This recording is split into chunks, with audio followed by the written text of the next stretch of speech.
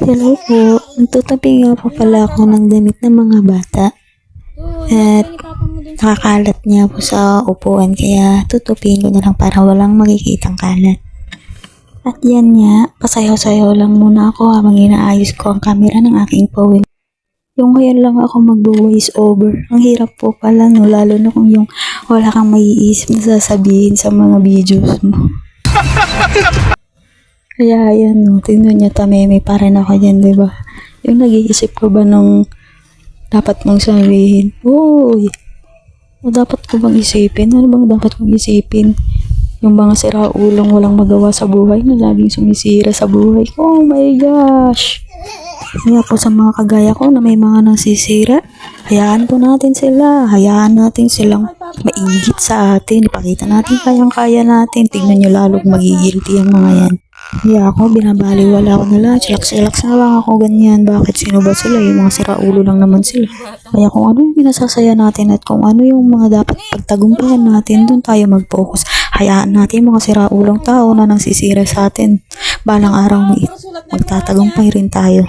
Ako po sa totoo lang, ang dami ko pong tiis na kinaya. Kinaya ko po lahat ng tiis, tiyaga. Kaya dun lang po tayo, mag-focus po tayo ngayon kung ano po yung pinasasaya po natin ngayon na ginagawa po natin ngayon. Parang nauubusan na po yata ako ng masasabi. At ito nga po, balik po pala tayo sa aking ginagawa. Haha. Pasensya po pala at di po ako nakakapag-voice over ng maayos at andito po kasi kami sa squatter. Squatter po kasi itong area namin dito. So, ito nga po pala, tinutupi ko na nga po pala lahat yung mga tupiin na nakakalat dito sa upuan. Marami pa po akong tupiin na mga nakasampay. Kaya kailangan ko pong tapusin lahat yan kasi ang pangit po kasi yung tignan pag may mga kalat na makikita.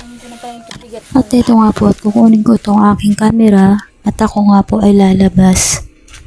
Pupunta po ako dun sa may poset sa kabila para po patayin ang poset.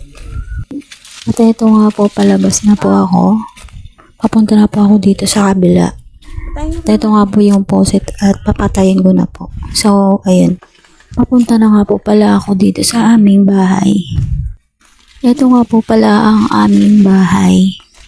Gawa po sa kahoy ang aming bahay.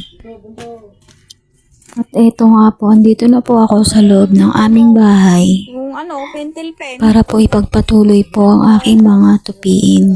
Hanggang dito na lang po. Bye-bye!